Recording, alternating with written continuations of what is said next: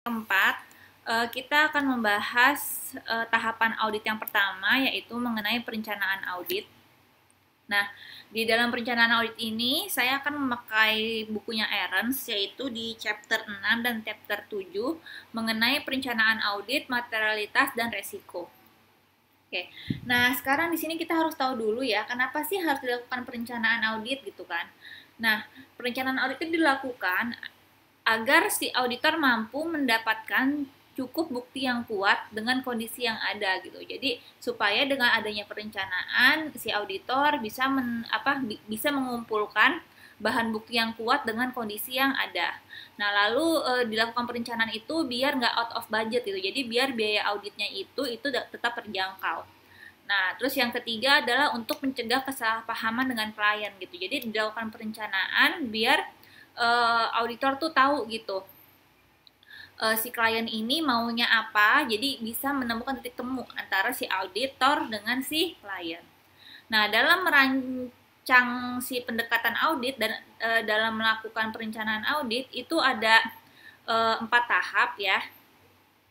Nah, yang pertama adalah ini saya ngambil dari buku Ahrens yang bahasa Inggris. Kalau untuk bahasa Indonesianya, tahapan pertama adalah di sini adalah tahap di mana kita menerima klien dan melakukan perencanaan awal dari dari audit gitu.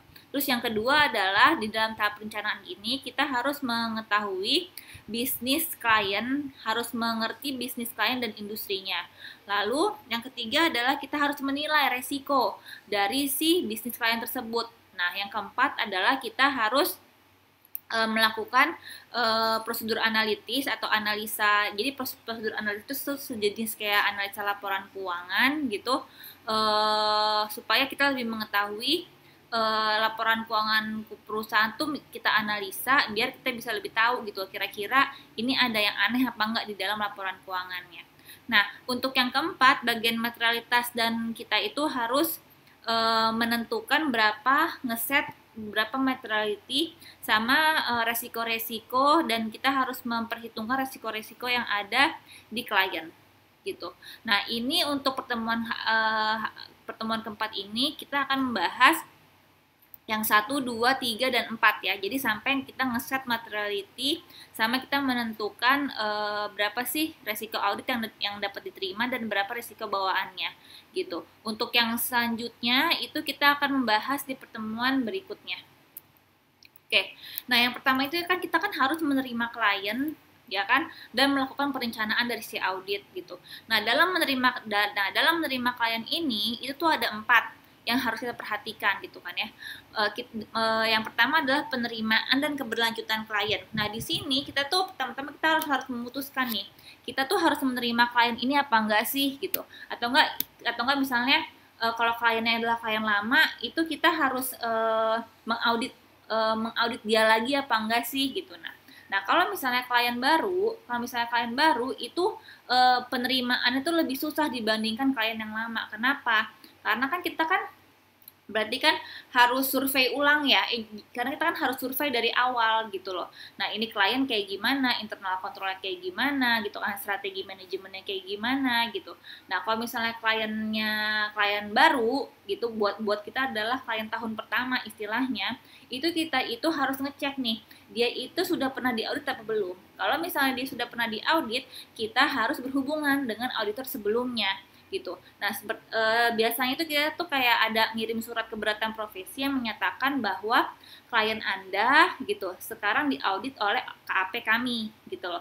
Nah, di situ kita komunikasi dengan klien-klien terdahulunya. Ada masalah gak nih klien? Ada isu-isu yang penting gak gitu loh dari klien ini gitu. Kalau misalnya ternyata si klien baru ini kalau dari laporan auditor sebelumnya adalah fine-fine aja, berarti oke, nih klien kita terima gitu loh. Nah, kalau misalnya klien lama, itu biasanya juga bisa auditor itu tidak mau mengauditnya lagi. Kenapa? Misalnya dari perikatan sebelumnya, dari audit yang tahun sebelumnya gitu ya, ternyata nih si klien ini klien tuh nggak punya integritas gitu misalnya. Terus ada resiko-resiko yang sangat besar di mana si KAP itu tuh nggak mau gitu loh menanggung resiko itu lagi gitu. Terus kalau misalnya ada konflik hukum yang akan muncul di kemudian hari itu, tuh si KAP-nya itu nggak berani untuk untuk megang auditnya lagi gitu loh. Itu bisa juga gitu, karena saya juga pernah, karena kliennya terlalu berisiko ternyata, jadi akhirnya untuk tahun berikutnya saya udah nggak mau lagi megang tuh klien gitu karena resikonya tinggi, bisa seperti itu. Terus yang kedua adalah dalam menerima klien juga ya, salah satu yang harus diperhitungkan adalah kita mengidentifikasi nih klien nih mau diaudit nih tujuannya apa, alasannya apa nih klien mau diaudit. Misalnya kliennya mau diaudit itu misalnya untuk pinjaman ke bank gitu kan ya, wah kalau untuk pinjaman ke bank berarti kita tuh harus lebih teliti gitu kan ya di bagian pinjaman banknya gitu kan. Terus, jadi dengan kita mengetahui alasan klien itu minta diauditnya untuk apa gitu. Nah, di situ kita bisa lebih bisa lebih ada informasi gitu kan. Ini resikonya kayak gimana nih gitu. Terus eh kalau misalnya kita tahu nih tujuannya si klien itu mau diaudit untuk apa, jadi kita bisa merencanakan audit itu lebih bagus gitu kan.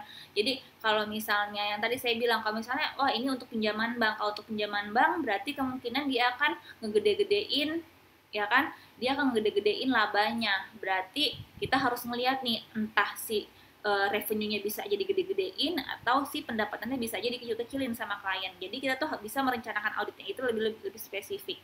Nah, yang ketiga adalah mendapatkan kesepahaman dengan klien. Jadi, kalau mendapatkan kesepahaman dengan klien ini maksudnya adalah karena kan sebelum audit itu kan ada kontrak kerja ya. Nah, di situ kita tuh harus sepaham sama klien. Ini audit mulainya kapan? Ngerjainnya berapa lama? Gitu kan. Nah, terus laporannya itu harus dikirimnya itu kapan? Nah, itu maksudnya mendapatkan kesepahaman dengan klien. Jadi itu jelas gitu loh. Terus ada kesepahaman bahwa oke, audit bisa selesai cepet ya gitu kan ya, tapi dengan jaminan dokumen-dokumen yang kita minta, data-data yang kita minta itu harus cepet gitu. Kalau misalnya kita minta dokumennya itu dilama-lamain sama klien, ya jangan salahin kita kalau kita mengerjakan auditnya juga jadi tertunda. Nah, jadi harus mendapatkan kesepahaman dengan klien gitu. Nah, yang keempat adalah menyusun strategi audit secara keseluruhan. Setelah kita menerima klien, ya kan, terus kita mengidentifikasi alasannya apa gitu kan, terus kita paham, barulah kita menyusun strategi auditnya secara keseluruhan gitu. Dengan caranya apa? Oke, klien udah kita terima, kita udah tahu alasannya, udah sepaham. Selanjutnya adalah ya kita memilih staff nih gitu kan ya. Ini staff yang akan saya pilih untuk klien ini gitu. Jadi maksudnya adalah menyusun strategi audit itu bisa jadi dengan memilih staff untuk kontrak kerja gitu kan, terus apakah mengevaluasi kebutuhan dari luar gitu, jadi para ahli yang dari pihak luar. Jadi contohnya kayak misalnya aktuaris untuk menilai imbalan pasca kerja gitu, karena tidak semua KAP itu menyediakan jasa penghitungan imbalan jasa kerja gitu kan. Jadi lebih baik kalau untuk penilaian imbalan jasa kerja itu kita menggunakan aktuaris dari luar gitu. Jadi kita bisa menyusun strategi audit itu secara keseluruhan. Nah, lalu kan setelah kita balik ya di sini ya, kan setelah kita menerima klien dan perform initial audit planning, yang kedua adalah kita mengetahui ya kan industri dan bisnis klien. Menerima klien udah oke, yang kedua adalah memahami bisnis dan industri klien gitu. Nah, di dalam memahami bisnis dan industri klien ini itu ada 5 yang harus auditor tahu, yaitu adalah mengenai industrinya bergerak dalam bidang apa dan lingkungan si eksternal si klien tersebut gitu loh. Nah, karena apa? Karena tuh di dalam memahami industri dan bisnis kliennya ini ada alasan-alasannya gitu ya, untuk mendapatkan pemahaman yang baik gitu. Yaitu karena adanya resiko terkait dengan industri tertentu dapat mempengaruhi penilaian auditor atas risiko bisnis klien dan risiko audit yang dapat diterima. Karena kan ada industri-industri yang memiliki resiko tertentu ya, kayak contohnya misalnya industri simpan pinjam sama asuransi kesehatan. Itu kan agak beresiko tuh gitu kan. Jadi di sini dengan kita mengetahui industri klien, kita bisa menetapkan berapa sih resiko audit yang dapat diterimanya gitu loh oleh si auditor. Lalu setelah itu kan juga ada resiko bawaan kan gitu. Jadi setiap industri itu pasti ada resiko bawaannya di beberapa resiko tertentunya gitu. Jadi kayak misalnya industrinya adalah industri retail gitu kan ya, berarti ada risiko bawaannya apa? Persediaannya banyak. Kalau persediaan banyak berarti pasti akan banyak persediaan yang akan hilang-hilangan gitu.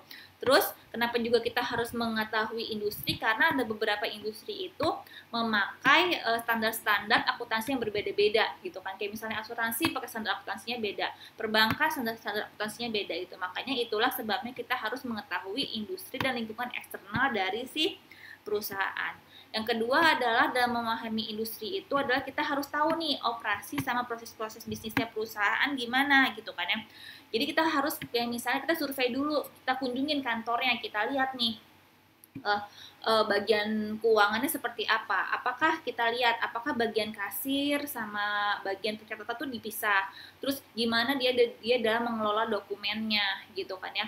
Jadi terus kalau misalnya ke pabrik kita lihat mesin-mesinnya itu tuh udah usang apa belum sih gitu. Jadi dengan kita memahami operasi dan proses bisnis klien itu kita tuh jadi bisa tahu gitu loh. Kita harus melakukan auditnya itu tuh kayak gimana gitu. Terus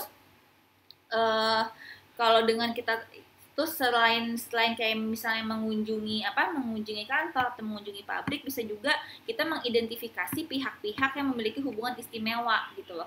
Kalau misalnya perusahaan dia itu banyak transaksi ke pihak hubungan istimewa, wah berarti ada resiko nih bahwa si transaksi dengan hubungan istimewa itu bisa jadi nilainya itu tidak mencerminkan yang sebenarnya, karena kan ada relasi kan, ada hubungan istimewa dari transaksi itu gitu. Terus kita juga harus tahu manajemen dan tata kelola perusahaan itu dengan kita tahu nih ya filosofis manajemennya gimana, gaya kepemimpinannya gimana, terus kemampuan si manajemen dalam mengidentifikasi sama menghadapi resikonya gimana. Itu auditor tuh bisa menilai gitu loh, ini kemungkinan nih salah saji material di laporan keuangannya gimana. Contoh kayak misalnya kita lihat gitu kan ya, kita tanya-tanya nih si klien, ternyata supervisor accountingnya itu jarang nge-review laporan keuangan gitu misalnya. Wah berarti kan kemungkinan gimana, salah saji materialnya pasti bakalan besar dari laporan keuangan gitu kan ya. Oleh sebab itu kita harus lebih banyak mereksanya, mengumpulkan bahan buktinya gitu. Itu adalah contoh dari si auditor harus mengetahui manajemen sama tata kelola perusahaan gitu. Terus dengan kita juga membaca notulen rapat gitu kan dari si manajemen dari si klien, kita tuh jadi tahu nih kira-kira tuh ada isu-isu krusial apa nih yang terjadi di dalam perusahaan gitu. Terus kalau untuk yang tujuan sama strategi itu adalah kita tuh harus tahu tujuan dan strategi si klien itu. Kenapa? Karena kalau misalnya nih ya, sampai klien itu dia menetapkan suatu target yang nggak masuk akal gitu kan ya, pasti bawah-bawahnya itu pasti nggak bener deh ya kan. Misalnya itu yang pengukuran kinerja, kalau yang tujuan dan strategi perusahaan itu tuh klien tuh harus memahami tujuan kliennya gitu. Karena kalau misalnya kita tahu tujuan sama strategi klien kita kayak gimana, itu bisa mempengaruhi keandalan laporan keuangannya, terus efektivitas dan efisien operasional perusahaan, sama kepatuhan terhadap hukum dan peraturan gitu. Jadi kalau misalnya kita tahu nih ya operasional si kliennya itu kayak gimana, jadi kita juga bisa tahu resiko bisnis klien sama resiko bawaan dari dalam laporan keuangan gitu. Nah kalau untuk pengukuran dan kinerja itu tadi yang saya maksud bahwa jadi si auditor itu harus tahu gimana caranya perusahaan itu menilai kinerja dari perusahaannya gitu. Karena resiko bawaan dalam si salah saji laporan keuangan ini dapat meningkat kalau misalnya klien telah menetapkan seperangkat tujuan sama strategi yang nggak masuk akal gitu kan ya. Kalau misalnya dia menetapkan tujuan sama strategi yang nggak masuk akal, otomatis kan dia kan bisa memanipulasi data nih ya, supaya si target itu kan tercapai gitu. Kalau ada manipulasi data berarti ada apa? Ada salah saji material. Gitu. Nah selanjutnya adalah setelah memahami bisnis dan industri klien adalah kita dengan kita memahami bisnis dari industri klien, otomatis gitu kan ya, si auditor bisa menilai resiko bisnis kliennya itu seperti apa gitu kan ya. Nah, resiko bisnis klien adalah resiko bahwa klien akan gagal mencapai tujuannya gitu. Bisa juga resiko bisnis itu adalah apa namanya, ya yang tadi, jadi resiko bisnis kliennya itu gitu. Jadi kalau misalnya dia bergerak dalam bisnis asuransi, berarti kan ada risikonya apa gitu. Jadi risiko bisnis, jadi menilai risiko bisnis ini berhubungan langsung dengan memahami bisnis dan industri klien gitu. Jadi otomatis dengan si auditor memahami bisnis dan industri klien, dia dapat menilai risiko bisnis si klien. Nah, seperti ini nih ininya ya, apa namanya, hubungannya ya kan. Dengan kita memahami industri dan lingkungan eksternal, memahami operasi ya kan, dengan memahami bisnis dan industri klien, otomatis kita bisa menilai risiko bisnis klien. Dengan kita bisa menilai risiko bisnisnya klien, otomatis kita bisa menilai nih resiko terhadap salah saji materialnya itu seperti apa gitu. Nah, setelah kita menilai risiko bisnis kliennya udah dapat nilainya berapa, itu kita melakukan yang namanya adalah prosedur analitis. Prosedur analitis itu adalah di mana si auditor itu menganalisa laporan keuangan menggunakan rasio-rasio keuangan. Bisa profitabilitas, solvabilitas, likuiditas, horizontal, vertikal gitu loh. Nah, si prosedur analitis ini biasanya dilakukan itu tuh dalam 3 tahap. Ketika tahap perencanaan, ketika tahap pengujian, sama ketika tahap penyelesaian. Nah, pada tahap perencanaan, prosedur analisis ini membantu menentukan sifat, keluasan, sama waktu dalam prosedur audit gitu. Nah, prosedur analitis ini membantu audit dalam mengidentifikasi hal-hal yang penting yang membutuhkan pertimbangan khusus lebih lanjut. Kayak misalnya kita lihat nih ya, kita analisanya horizontal dari tahun ke tahun gitu kan ya. Kita lihat oh ternyata ada kenaikan signifikan nih terhadap akun tertentu gitu kan. Yang ini kenapa? Kita tanya ke klien gitu kan ya. Kalau misalnya kita tidak mendapatkan jawaban yang memuaskan dari klien, berarti akun itu harus kita periksa lebih dalam gitu. Nah, ada 5 jenis dalam prosedur analitis. Ini bukan prosedur audit ya, namanya prosedur analitis, yaitu membandingkan, ya kan, kita membandingkan nih ya rasio klien sama rasio industri gitu kan ya. Terus kita membandingkan rasio klien sama rasio yang tahun sebelumnya gitu. Terus kita membandingkan rasio klien dengan hasil ekspektasi dari klien nih. Ini ketika udah selesai audit, ini ketika udah selesai audit, terus udah gitu membandingkan data klien dengan ekspektasi hasil menggunakan data non keuangan. Jadi kita membandingkannya dengan data-data non keuangan. Nah, itu adalah perencanaan audit yang 4 step ya. Nah, sekarang kita 4 step. Sekarang kita ke step yang kelima, yaitu kita menentukan materialitas dari suatu laporan keuangan gitu, dari laporan keuangan si klien.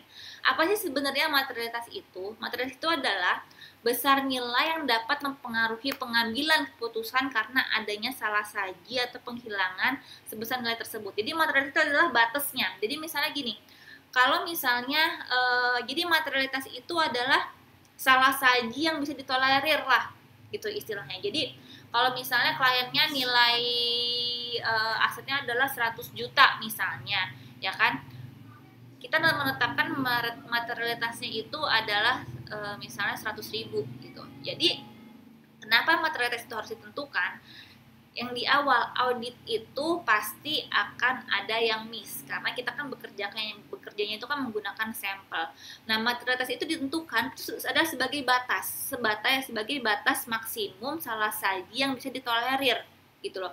Karena kalau misalnya ada salah saji di atas materialitas gitu kan ya, maka salah saji itu akan mempengaruhi pengambilan keputusan dari laporan keuangan itu gitu loh. Jadi materialitas adalah nilai yang dapat mempengaruhi pengambilan keputusan kalau misalnya ada suatu akun gitu kan ya, ada suatu laporan keuangan gitu kan ya, yang nilai itu tuh kalau diilangin atau salah sajinya sebesar itu tuh akan mempengaruhi pengambilan keputusan. Jadi sebagai apa ya, batasan salah saji dari suatu laporan keuangan itu adalah materialitas. Nah, dalam menentukan materialitas ini saya ngambil dari buku Ernst ya kan. Sebenarnya ada bahasa Inggrisnya, tapi saya takutnya susah dalam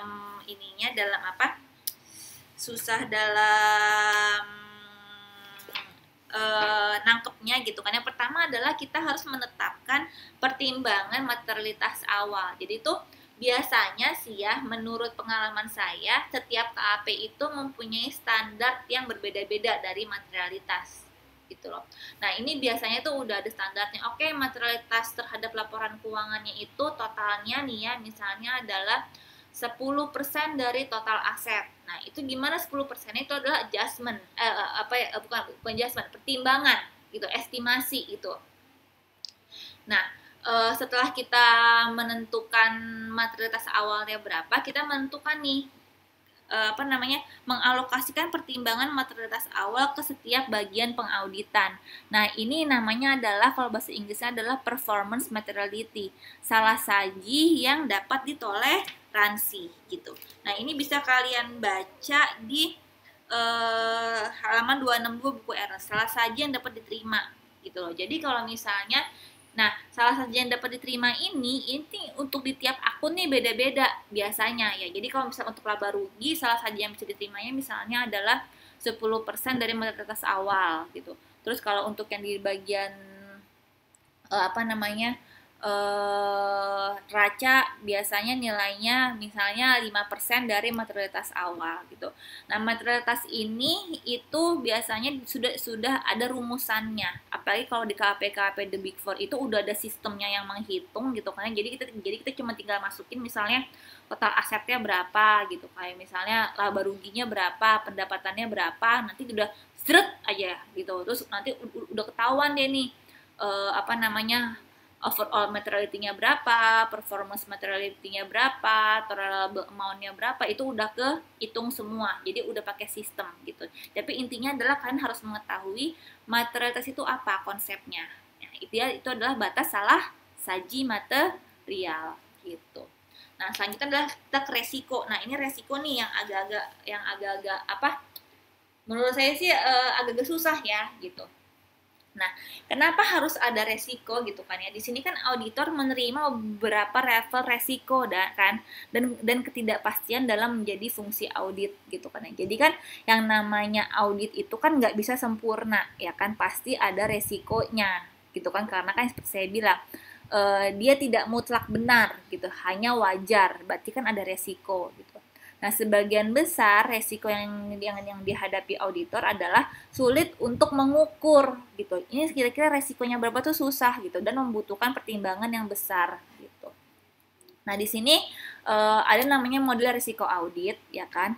PDR sama dengan AAR dibagi IR kali CR. Tapi tenang, ini bukan hitung-hitungan. Jadi ini cuma logikanya aja gitu. Jadi PDR adalah Plan Detection Risk, ya, adalah resiko audit ya kan, yang akan direncanakan.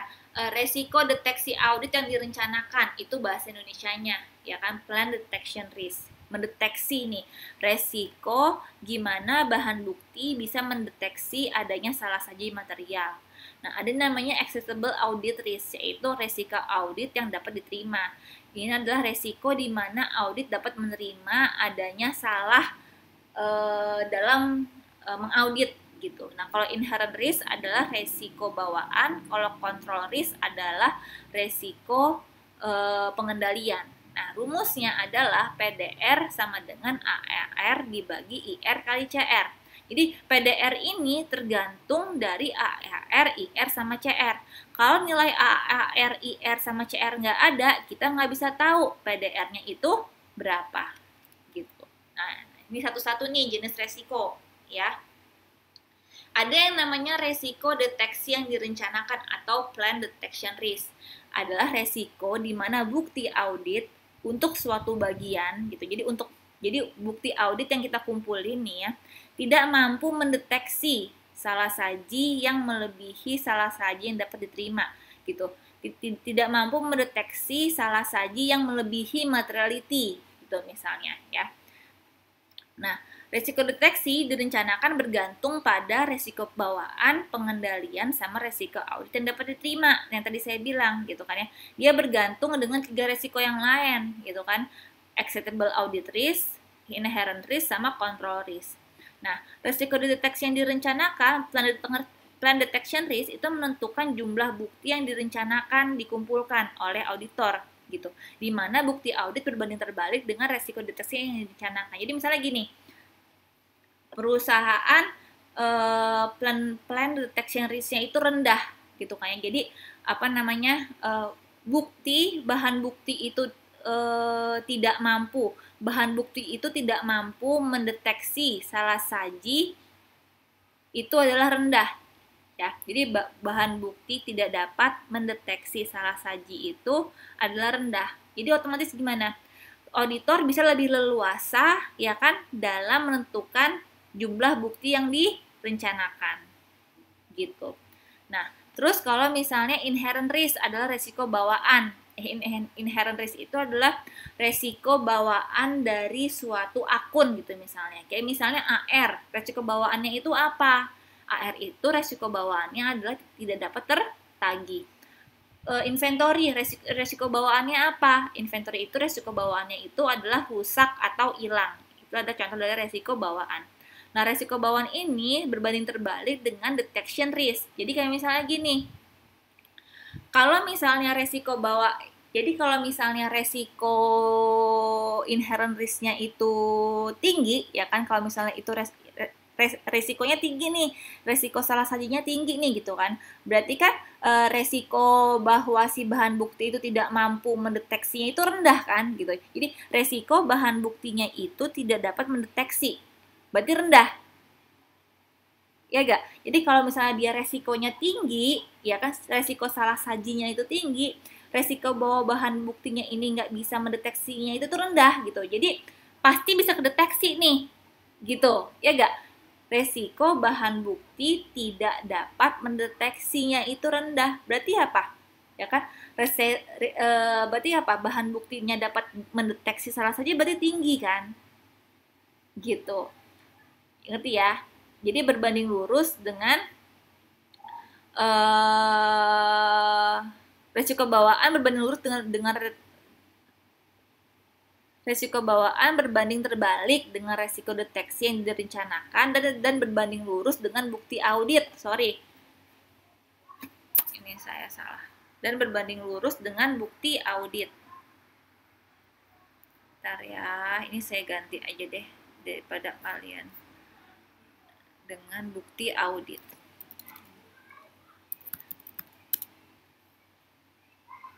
Jadi, kalau misalnya resikonya itu tinggi, berarti apa? Kita harus melakukan pengujiannya itu lebih dalam. Ya enggak? Otomatis bukti audit yang dikumpulkannya pun akan lebih banyak. Ya kan? Jadi berbanding lurus kan dengan bukti audit. Gitu. Nah, control risk juga sama. Control risk itu adalah si pengendalian internal dari si perusahaan gitu. Jadi kalau misalnya resikonya itu tinggi, ya kan, otomatis resiko bahwa bahan bukti itu tidak dapat mendeteksi itu adalah rendah. Ya kan, karena pasti gampang kan mendeteksinya kan gitu kan. Nah, karena resiko pengendaliannya tinggi, otomatis kita harus melakukan auditnya itu kan lebih dalam, ya kan? Lebih leluasa nih kita dalam mencari bukti auditnya gitu kan. Berarti kan berbanding lurus. Nah, kalau acceptable risk adalah resiko audit yang dapat diterima, yaitu mengukur tingkat kesediaan auditor untuk menerima kemungkinan ada salah saji laporan keuangan tapi setelah audit selesai. Jadi intinya adalah tingkat kesediaan auditor kalau dia melakukan auditnya itu tuh kurang bagus gitu loh. Kemungkinan itu bakal ada salah saji gitu, padahal kita udah nerbitin laporan keuangannya itu misalnya yang clean gitu. Jadi tingkat kesediaan auditor untuk menerima kemungkinan bahwa adanya salah saji yang sebenarnya adalah material. Ini adalah hubungannya. Nih. Ya, jadi misalnya gini. Siklus kita lihat dari yang ini ya, siklus penggajian sama kepegawaian. Ya kan? Kita lihat resiko bawaannya rendah nih, diperkirakan sedikit salah saji, berarti kan resikonya rendah ya. Terus ternyata si resiko pengendaliannya bagus, jadi resiko pengendaliannya itu efektivitasnya tinggi, berarti kan resikonya kan juga rendah, ya kan. Nah di sini si auditor dia itu nggak mau gitu loh, si acceptable audit risk-nya itu tuh tinggi, dia menetapkan acceptable audit acceptable audit risk-nya itu rendah gitu ya. Di mana-mana sih sebenarnya auditor pengennya ini rendah ya. Jadi kesediaan auditor untuk menerima adanya salah saji sih rendah. Kalau misalnya si auditor kesediaannya ini rendah, berarti otomatis apa nih? Gitu kan ya.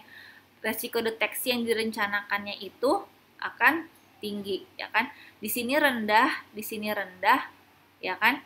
Keleluasaan bukti audit yang direncanakan yang dikumpulkan berarti kan keleluasan auditnya itu kan rendah ya kan, maka kemungkinan resiko bahwa bahan bukti tidak dapat mendeteksinya itu jadi apa? Jadi tinggi. Kenapa dia tinggi? Karena udah efektif ya kan, karena udah efektif, karena udah bagus sistemnya, resiko bawaannya juga rendah, pengendaliannya itu rendah, otomatis bahan buktinya itu kan menjadi susah kan gitu loh.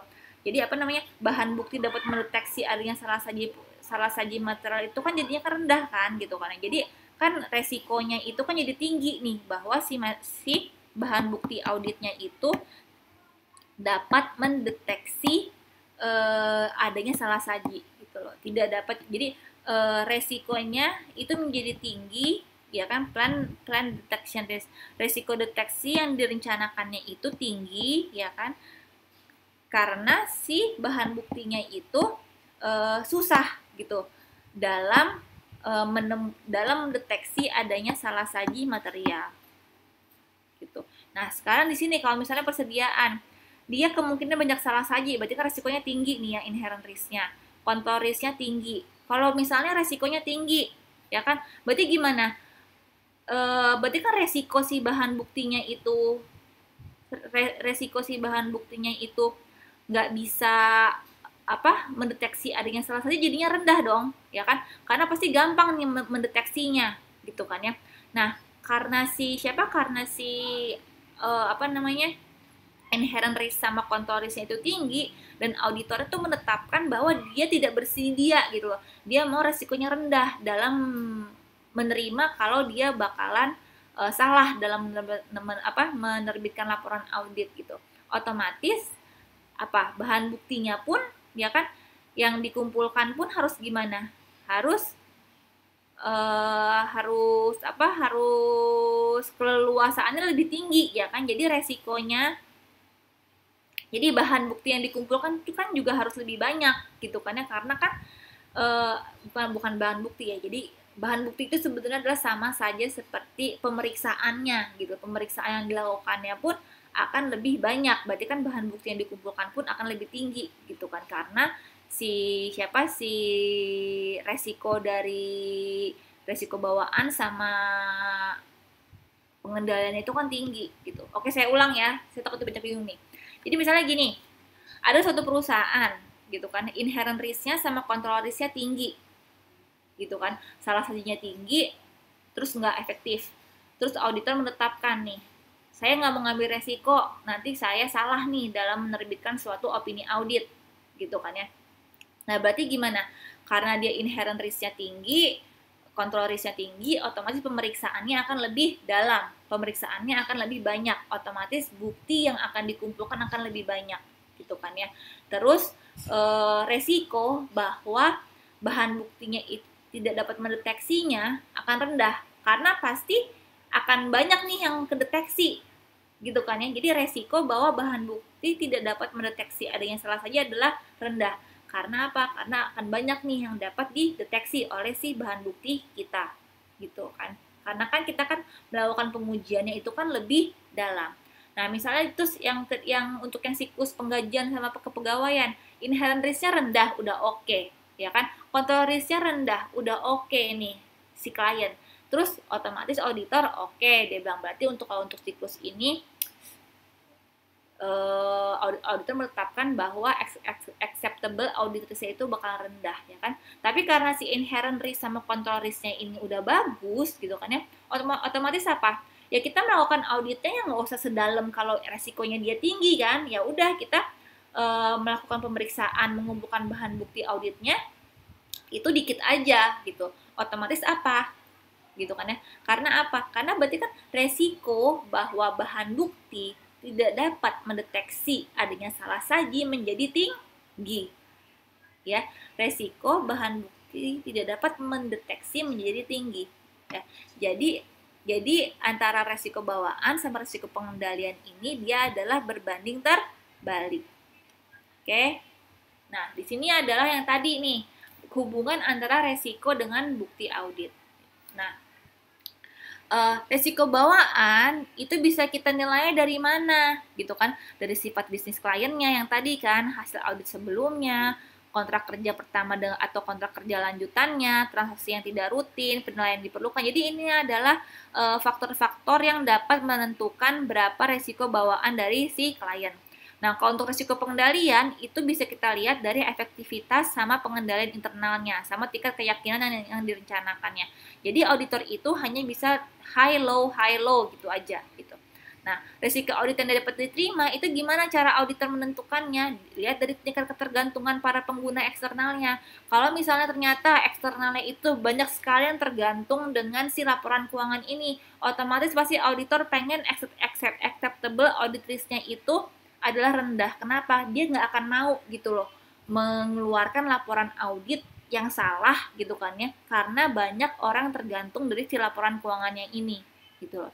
Terus misalnya kemungkinan kegagalan keuangan, misalnya kemungkinan kegagalan keuangan itu tinggi, wah berarti auditor, wah saya jangan sampai salah nih nerbitin laporan audit nih, berarti saya turunin nih resikonya nih gitu kan ya, kalau saya akan salah dalam melakukan dalam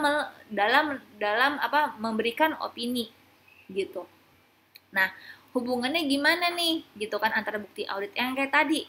Kalau misalnya resiko bawaannya tinggi, otomatis ya kan resiko detection risk-nya itu adalah rendah, ya kan? Resiko bahwa bukti audit tidak dapat mendeteksi, ya kan, itu adalah rendah, ya kan ya. Karena dia rendah gitu kan, pasti bukti audit yang direncanakan akan tinggi, prosedur yang akan dilakukan itu akan tinggi. Sebenarnya bisa nih kayak gini kita logikanya. Kalau misalnya dia tinggi, berarti pemeriksaannya harus banyak. Kalau pemeriksaannya itu harus lebih dalam, ya kan, berarti otomatis bahan bukti yang direncanakan akan lebih banyak, akan lebih tinggi. Sama seperti risiko pengendalian. Kalau dia tinggi, otomatis bahan bukti yang akan direncanakan akan tinggi. Karena kita memerlukan pemeriksaan yang lebih dalam. Nah, karena dia tinggi, otomatis bahan bukti yang tidak dapat mendeteksi itu resikonya akan rendah. Karena apa? Karena pasti bakal banyak yang dapat mendeteksi nih, gitu. Nah, kalau resiko audit yang dapat diterima, gitu kan, misalnya auditor menetapkannya itu dia adalah rendah. Otomatis kalau auditor mau laporan auditnya itu bagus, rendah resikonya dia akan salah dalam menerbitkan opini, maka dia akan melakukan apa? Pemeriksaan yang akan lebih dalam. Ya kan? Pemeriksaan yang akan lebih dalam otomatis apa? Bahan buktinya yang direncanakan akan lebih banyak. Ya kan?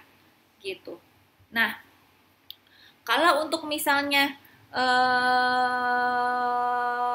ya seperti itu sih, ya.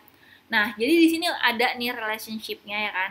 Kalau misalnya menetapkan di sini high, ya kan. Di sini ini sebenarnya aneh sih ya saya bilang ya. Kalau misalnya dia high, mana ada sih gitu loh auditor yang mau acceptable audit risk-nya itu high. Ya mungkin dia menetapkan high di sini karena dia di sininya udah low kali ya. Jadi karena di sini risiko inherence-nya low, control risk-nya low gitu kan, otomatis berarti di sini berarti saya kemungkinan saya akan ada salah saji kali ya, nerbitin opininya salah kali ya gitu kan ya.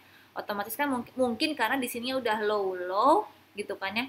Maka berarti plan detection risk-nya otomatis high gitu kan, karena dia kan akan susah kan dalam mendeteksi, bahan buktinya itu akan susah dalam mendeteksi bahan buktinya itu akan susah dalam mendeteksi salah saji, sehingga amount of evidence-nya gitu kan, pemeriksaan yang dilakukannya pun akan lebih santai gitu kan, karena di sininya udah low, otomatis bukti audit yang akan dikumpulkannya pun akan low gitu.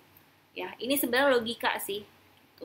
Nah, di sini kan tadi di sini kan kalau misalnya resiko bawaan itu kita menentukannya dari ini ya kan, dari sifat bisnis klien, dari hasil audit sebelumnya, dari penilaian yang diperlukan, bla bla bla gitu kan. Nah, untuk audit yang dapat diterima itu adalah 3 ini nih ya kan, yang dapat mempengaruhi faktor-faktor resikonya nih gitu. Nah, ini adalah ketergantungan pengguna eksternal kepada laporan keuangan gitu loh. Nah, gimana cara kita bisa mendeteksi tiga ini adalah metode yang digunakan nih dalam menilai risiko. Kita periksa laporan keuangan termasuk catatan kakinya gitu kan ya. Kita membaca notulen rapat direksi untuk merencanakan rencana-rencana di masa yang akan datang gitu kan. Memeriksa formulir bagi perusahaan pabrik, terus membahas rencana pembiayaan dengan manajemen gitu. Nah, dari kita mengetahui kita tuh bisa memperkirakan berapa kira-kira risiko audit yang dapat diterima. Tapi kalau saya sih selalu rendah aja lah. Emang ada gitu yang mau gitu kan ya kalau misalnya kita resikonya tinggi gitu kan ya kalau misalnya kita salah saji gitu. Nah, di sini adalah hubungan antara yang tadi. Nah, kalau yang tadi kan kita kan baru sampai yang ini ya, baru sampai yang diunguin ya. Nah, sekarang gimana hubungannya dengan performance materiality dengan plan audit evidence gitu. Jadi apa namanya dari dalam bahan bukti audit gitu kan ya. Kalau misalnya kita menetapkannya performance materiality-nya itu kecil. Jadi materialitasnya itu tuh kecil, misalnya cuma 1.000 gitu kan ya. Oh, otomatis gimana? Susah kan ditangkep kan kalau misalnya cuma 1.000 nih gitu kan ya. Nah, kalau misalnya dia performance materiality-nya itu rendah, otomatis apa? Bahan bukti yang akan dikumpulkannya pun akan banyak gitu ya kan. Jadi ini saya sebagai tambahan aja gitu. Jadi salah saji, kalau misalnya salah saji yang dapat diterimanya itu adalah rendah gitu kan ya. Jadi kalau misalnya salah saji yang diterima itu akan rendah, otomatis si auditor akan mau mengumpulkan bahan bukti yang lebih banyak gitu. Oke, sekian untuk pertemuan yang keempat ya kan. Mohon maaf juga ini juga agak panjang ya gitu karena emang pembahasannya banyak gitu. Kenapa saya memakai buku Ernst daripada bukunya Pak Sutrisno? Karena buku Ernst itu lebih rinci gitu. Dia lebih mendetail dalam menerangkan mengenai materiality sama plan audit risk gitu. Karena ini untuk skripsi kalian juga itu juga yang kayak tadi nih, yang hubungan-hubungan audit risknya ini nih bisa kalian jadi ini gitu. Karena banyak skripsi yang ngambil mengenai ini acceptable audit risk itu banyak banget gitu. Oke, sekian dari saya. Assalamualaikum warahmatullahi wabarakatuh.